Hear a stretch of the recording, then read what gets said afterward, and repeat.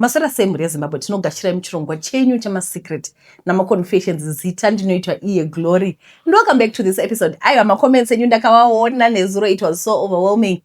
Ini ndangoudza makeup artist kuti mochibva kumavonei muya mozogarira uno mubate basa. Nditi aiwa takaona macomments enyu. Alright, regai tipinde munyaya yekutanga. Nyaya iyi it's a bit sensitive but ndoda kuti muiterere. Haityisi zvayo. Hi Auntie Glory. Rimusikana nemakore 23. Nyangu yakamira yakadai 2016 ndakaonekwa nabamunini vangu ndichifambidzana nemumwe mukomana wepanext door pedu. Saka bamunini vangu vakabva vanditi ndisiyane nemukomana uyu kana ndichida kuti mama vasazviziva. Saka mukomana uyu ndakamuudza kuti bamunini vangu vati ndisiyane newe kuti zvisasvike kune mama. Ndokusiyana kwatakaita. Tagara bamunini vangu vakatanga kuti ngatidanane. Mama havambozvioni. Ini kusaziva kuti waiva udiki here opane zvaitoitika ndakabvuma kufambidzana nabamunini ava. Akanga ari munin'ina wadhedhi vangu asi ari wekune imwe family ende taigara naye. Saka rimwe zuva mama vangu vakati vaenda kuchechi ndakasara pamba.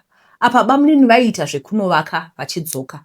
So vakabuda ari makuseni ndokubva vazodzoka zuva rati kwirei. Vakandidana mubedroom mavairara vakarara neni ndopa vakandibvisa umhandara wangu. Kubva ipapo pavaiwanira mukana vairara neni kusvika ndazosvika panguva yekuti ndandagara ndichirwadzwa pese pavairara neni.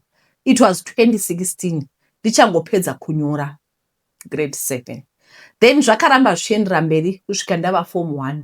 Pakati paJanuary ndakatanga kurwara, ndainzwa kusvotwa, kuwanda mate mumukanwa. Saka ndakabva ndarega kuenda kuma-MP angu kwakuudza bamunini. Vakanotenga pregnancy test vakati ndine nhumbu. Vakati toibvisa. Zvadaro amai vangu vakatanga kunyumwa. Vakatanga kundibvunza kuti ukuenda kuma-MP here. Ndichingovati hongu. Vakanditi ndoda kuti undiratidze period yako this month. Bamunini vangu vakabva vakuti ndakunorara kwababa vangu kureva sekuru. Ende vaitoinda vadya cause paive pedyo about 100 meters kubva pamba. Then isusu tikatransfer kunorara muroom mavaimborara. Vachinditi ndisakiya door. Vaidzoka vanhu varara. Vakazviita kwemazuva kusvika February. Vakazouya nekamuti kakanga kakavezwa. Vakati ndivhure makumbo ndikubaye kuti ropa ribude. So mumba maive murima uye ndairara nemunin'ina wangu nemwana wehanzvadzi yamama vangu.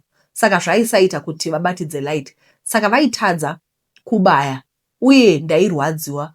Vakazoti taizoita plan kwachena.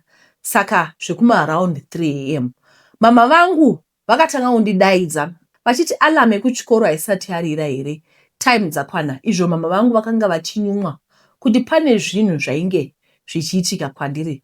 Ndopa vakasvikovhura door matairara. Ini ndakabva ndamuka kwakutanga kutsvaka foni. Ndaisaziva payaiva. Apa bamunini vangu vakaramba vakati kwati nemadziro vakarara mugumbezi. Saka mai vangu vakasvikowaranura magumbezi vachimutsa mwana wehanzvadzi yavo aivakarara. Ndopa vakaona bamunini vangu vakarara magumbezi. Mwana wehanzvadzi yamama vangu akatoshamisika kuona bamunini ava magumbezi edu. Mama vakangoti bamunini shuwa. Ndobva vandibata vachienda neni rume yavairara. Ndakarohwa zvekuti apa vachiburitsa musodzi. Saka bamunini vakabva vatoinda kwatisingazivi. Mama vangu ndokufonera dzimwe hama nemapurisa aigara mudunhu kuti abate bamunini vangu. Saka mama natete neni takabva taenda kupolisi kunoripota. Asi hapana zvandaitaura kunze kwekuti tinodanana. Takaita 1 week tichienda kupolisi. Ndikatombotiza pamba kunogara mugomo. Asi ndakazoitwa matest ese. Ndakanga ndiine nhumbu ine 2 months uye ndainzi ndine 3 macracks muchibereko. Saka mama vangu vakamboedza kufambira kuti nhumbu ibviswe asi zvakashaya basa. Hameno bamunini vangu kuti akataura kuti kudii cause mapurisa akati haibviswe cause ukama hwenyu huri kure. Auntie Glory, handizivi kuti chii chaiitika. Ndaitoona kunge mama vangu vaikonewa vachisungisa bamunini vangu. So bamunini vangu vakaburitswa zvichinzi vaizodzoka kukoti mangwana acho. So manheru ezuva iroro vakatouya nababa vavo vakatora nhumbi dzavo vakaenda kumba kwababa vavo. Tikazoenda kukoti the following day vakanopiwa 5 years vakabvisura 2.5 ndo dzavakapikira. Saka ini ndakazotaura natete kuti ndigare kumba kwavo nekuti kumba kwedu kwainge kusachagariki nenharaunda yaindiseka pamwe nekundishora. Ndakati era ndakasvika kwatete mangwana acho kuseni kuma9 ndakatanga kunzwa mudumbu kurwadza nekuzasi kutarisa papendi ndakaona pane ropa. Ndakazogara dzimwe 30 minutes ndichiuwira apa tete vangu vaive panext door. Ndakaridza mere vakauya vachimhanya vachiona ndichibuda ropa. Tete vakandipfekedza matrausi ndokuenda neni kuParire Nyatwa ndikanobatsirwa ndikanzi ndiri kuvhurika chibereko mbijana. Ndakabatsirwa ndokuzonzi ndiende kuARC Arc for counseling. So ndakazogara natete kusvika April ndikadzokera kumba kwedu ndokudzokera kuchikoro kusvika form 3 ende handina kuzomboita mukomana kana kupfimbwa nekuda kwezvandakasangana nazvo. Ndikazonetera college kune kamwe kachikoro ndichigara ikoko. Tikazombomira kuenda kuchikoro madhezi achiridza covid ndokumitiswa neumwe mukomana ndakatombogara naye asi imba yakaramba kutamba uye form 4 handina kuzonyora. Asi tete nyaya inondinetsa why ndisina kutaura zvandaiitwa nabamunini. Pane maaudio akazosenderwa shamwari yabamunini vangu bamunini achiti vasati vauya kuzorara neni vaifukidzwa jira dema kuti vazorara neni. Apa sekuru vangu vanotozikanwa mufamily. Pakasungiswa bamunini vaitoti papenyu panofanirwa kufa munhu nekuti takasungisa mwana wavo. Inyaya inondirwadza yekuti ndikaifunga kuti shuwa ndakabviswa umhandara nabamunini uye izvezvi hanzi bamunini vanotoita zvemanjuzu ende kubva zvaitika nyaya iyi upenyu hwangu hauna kuzombofamba zvakanaka. Even kuchikoro ndaigona asi zvakangopera. Izvezvi hapana chinofamba upenyu hwangu. Ndotombofunga kuti pamwe bamunini pane mhiko yavakandiitira kozi dzimwe nguva ndoita bonyo ratete ndendisingadi kuriita asi zvinozongondibata nesimba. I need help. Nyaya iyi yabva kuTikTok. I'm going to go back ndonomutumira nhamba dzemunhu andotrasta. Pachano pane vanhu vanouya vachiti tinobatsira but unozoona mochuari weird. So ndine vanhu vandoshanda navo, people that I trust. We're going to help her. She really needs help. Bamunini number 1. Why would munhu take advantage of mwana webrother yake? Ende chondishamisa ndechekuti kumba kwavo kwanga kuri 100 meters away. So why sei vanga vasingadzokeri kumba? Sei vaigara nefamily madzimai nanadaddy nanamama. Ndoziva kuti when it comes to family, like our family members, our brothers, our siblings, it's a very sensitive issue. We love our brothers, but they don't love our children. That's the truth. Take it or leave it. No, it's still a fact. We need to protect our children. If zvekuti tigare nehama idzikazvo, muri kuona hama dzacho dzinotivhayolitira vana. Unotoona kuti kubatsira dzimwe nguva kunotsitsirira. Anditi munhu aenda kubasa ari builder sei anga asingagari oga. Ndoziva kuti it's very common kuti togara nehama munhu anozobva pamba kana aroora asi handi muri kuzviona inconvenience. Aigarira aiuya kuzogara apa nefamily iyi kumba kwavo kuri 100 meters away. Baba vacho vakazongouya vakatora mwana wavo. Let's help people from a distance. Uko distance chai ndo zvakanaka because muri kuona zvazviri kuita. I did really need counseling because zvakaoma. Alright, regai tipinde munyaya inotevera but ndabatikana koume mukomana wacho manje. At least one thing that I liked about this is mama vainyasoona kuti pane zvinhu zviri wrong. Ende munhu atuya nedanda kuda kupinza makumbo. Kana uchidandana na grade 7 unenge uchiti kuite. I also need you to understand kuti you are a minor. Wakato you are a minor and andinosa zvazvinoita mune mahormones muri kukura but chero ukati ndabvuma as long as you are a minor unoti uri kubvuma pauzori mwana pfungwa dzako dzinozodevelop kutoita munhu mukuru chaiye 25 anditi ndopatonzi pfungwa dzapera kumature brain chaiye. Apa nguva yose uri mwana hapana zvawaimboziva wese uri grade 7 12 years old chero form 1 13 wonzi wadanana hamuna kudanana kwamaita. You're just a child. You must forgive yourself for that. Wanga uri mwana mudiki. Munhu mukuru ndiye anenge achiziva zviri kuitika. Was taking advantage of you. So I need you to forgive yourself.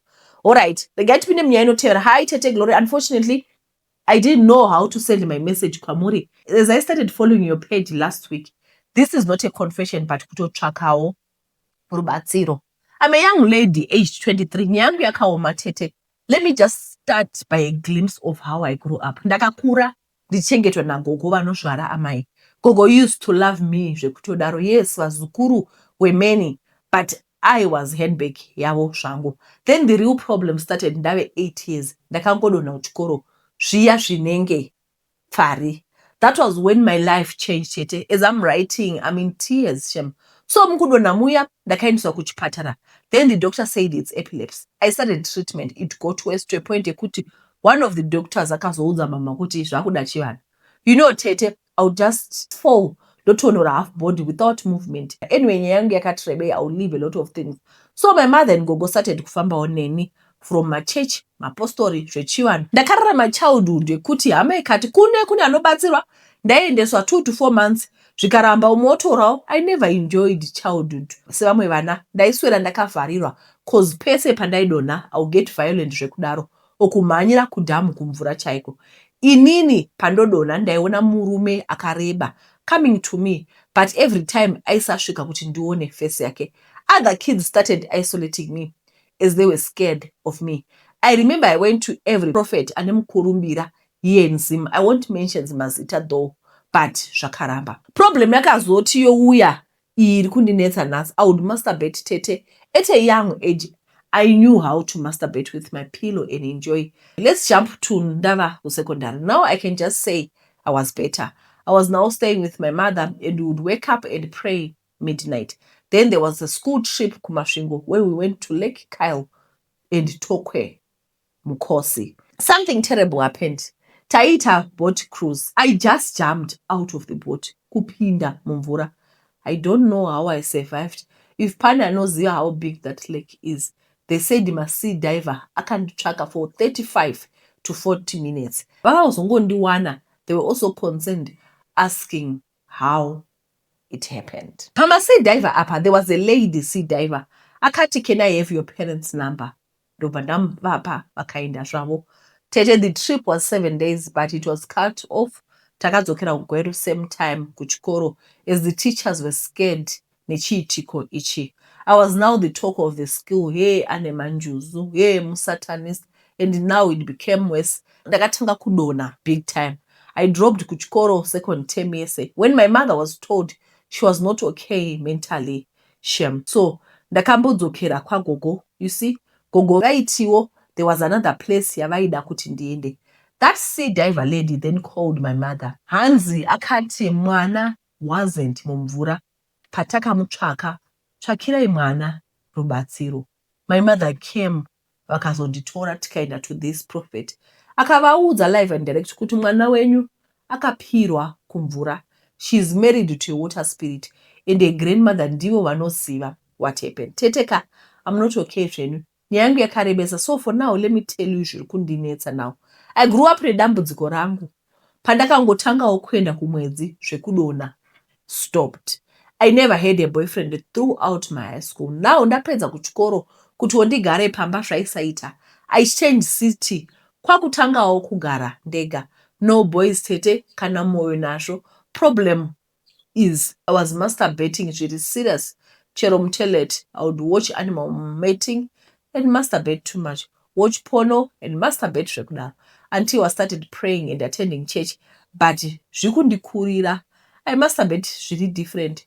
I don't put an object munengo mangu, but a pillow or something fluffy and imagine a man. Then that's it. Ndarwadziwa tete. It's like I'm being used. Nechinhu chandisingaoni.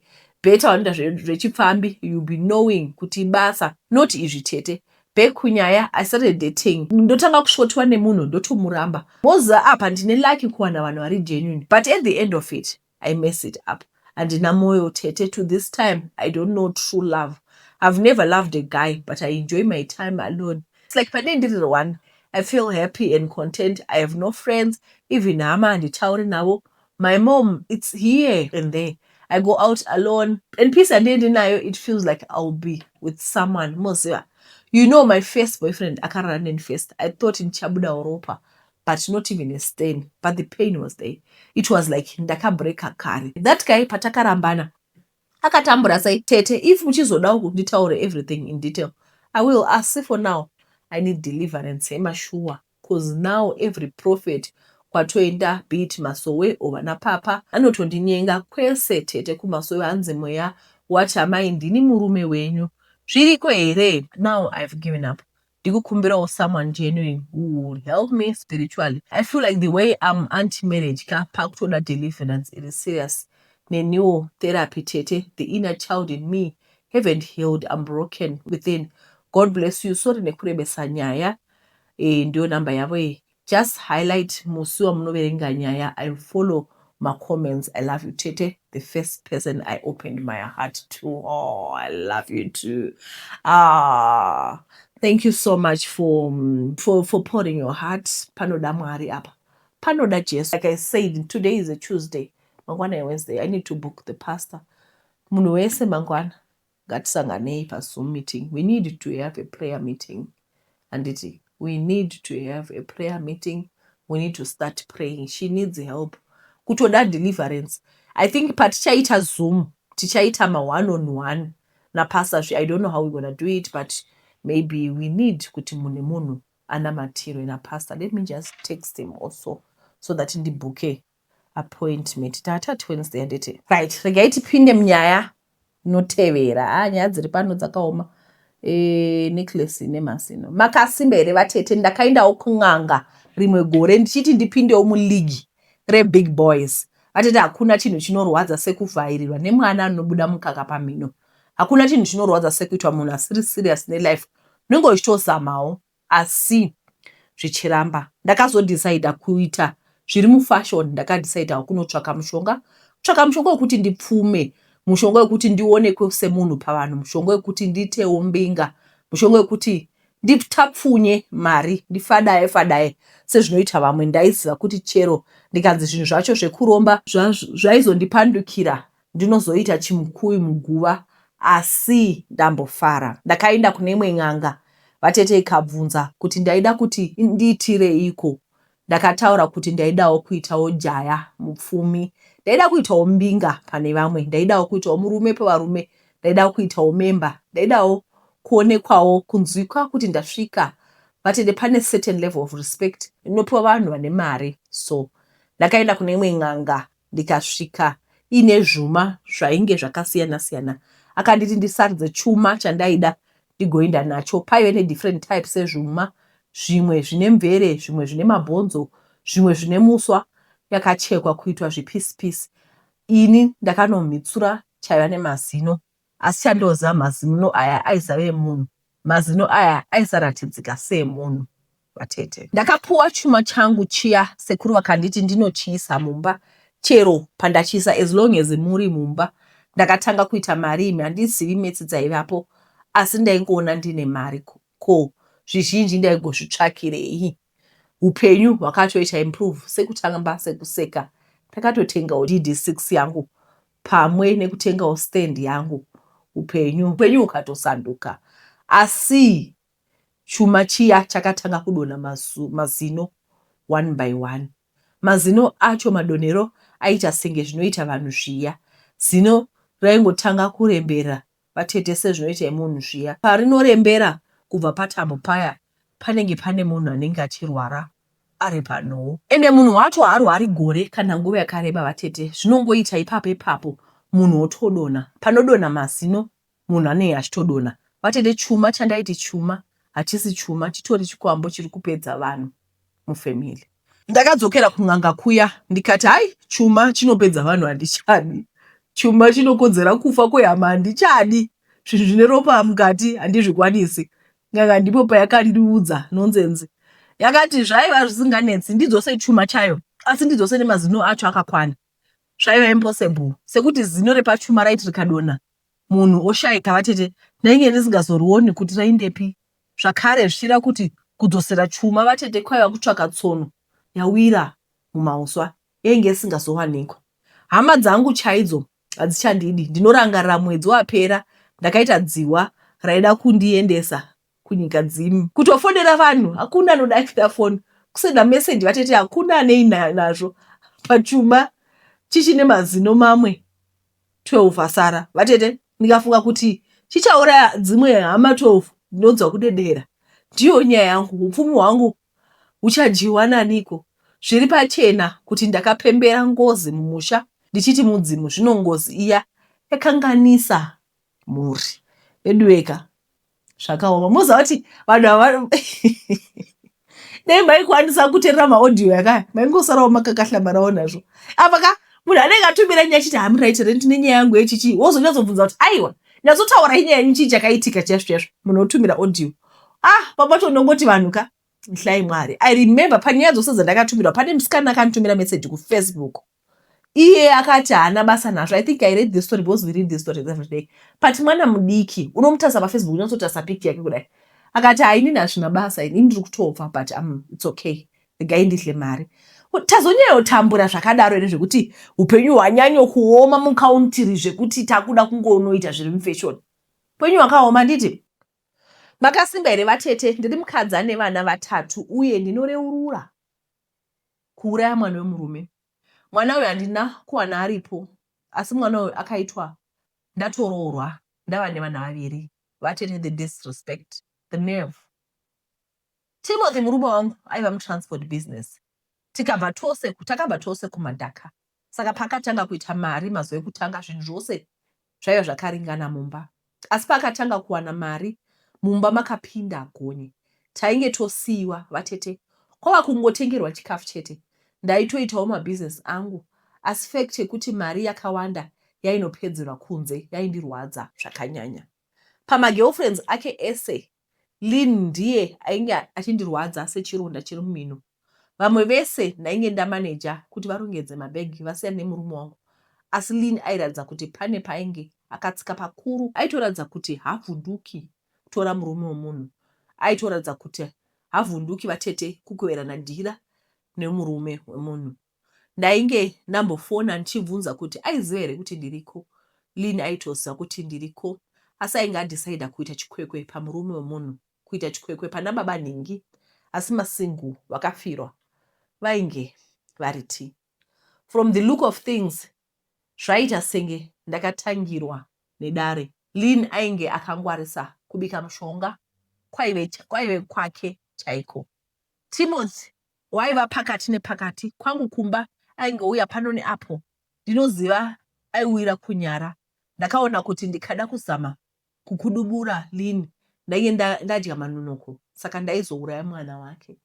Lynn ainge oonekwa kuti akasenga, saka ndakaenda kun'anga dziya dzisina tsitsi. Ndikatoti ndaida kuti mwana wesmall semurume wangu apfuure. Vakanditi paidiwa pikicha remwana wacho.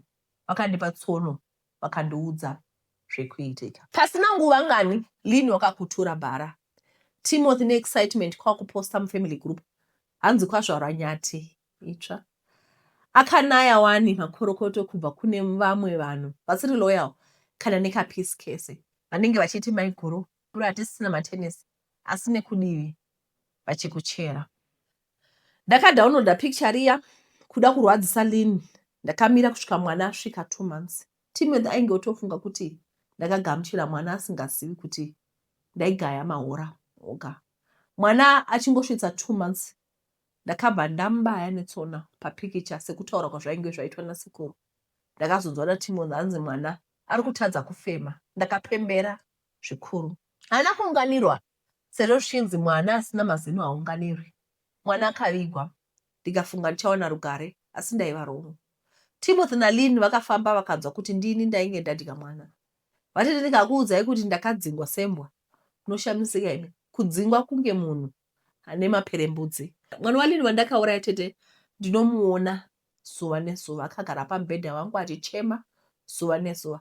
Apa ndini ndega ndinomuona, ndini ndega ndinomunzwa. Njere dzangu dzinenge dzava kukanganisika. Ndinozvishora kuti ndakaurayirei mwana. Ndinozvishora kuti mwana hana chaakanditadzira. Ndingadai ndakapedzerana naLynn 1 versus 1. Kana kuti dai ndakangosiyana nazvo. Handisi ndakatanga kusiwa nemurume. Apa mwana wacho ari kukura zuva nezuva. Iko zvino aakutogara. Ndakanzwa zvichinzi anokura semakuru anoita mwana ari munyika.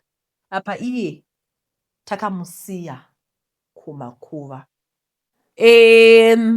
Nyaya dzekuti kana tichigwadzisana togwadzisana through vana ngatidziregei. Mwana akutadzira chii? Ukaona uchigona kuda kunobaya mwana, uri Satani.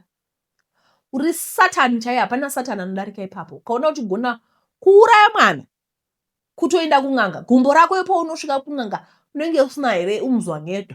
no umzwangedwa ngesindebele guilty conscience pachirungu inonzi guilt no ngesindebele baibiza bati umzwangedwa unochiwa wedwa uri 1 haudi vanhu 2 kansiri kuti vakuzoti wegiro wakaipa unochiwa uri 1 unenge usina here umzwangedwa hamusisina mweya mutsvene maipa here vanhu zvekuti mwari wakubvisa mweya wake muvanhu zvekuti vanhu vangosara vanguva magaba hamuchina jesu mukati memwoyo yenyu hai guys zvangofanana nenyaya yaokelo ndodzoka zvepanyaya yaokelo kuuraya vana 4 wobaya kutanga woti wechitu unenge wagarwa ne hai guys munokonewa right tinokutendai guys rikatiwe twaichina pasa bhozi vanditumira audio alright saka pasa vari kuti 7 to 8 this week vagara vari fully booked saka regai tione kuti Thursday havasavailable here but ndo update yandinayo we really need to start these prayers because like I said we cannot be saying endai ukone ikoko isusu mwari haanitakatogara tichitaura kuti takafanana panhingirikini we are all equal at the foot of the cross we need to start these prayer sessions every week once a week tichinamatirana guys ndinokutendai nekuona chironga kwamaita mwari akuitirei zvakanaka regai I'll try today kuti tidzoke futi tiupdate titange nyaya dzekwarafen handitika alright tokutendai nekuona chironga kwamaita mwari akuitirei zvakanaka tichadzoka zvakare zuva ramangwana ndatenda bye bye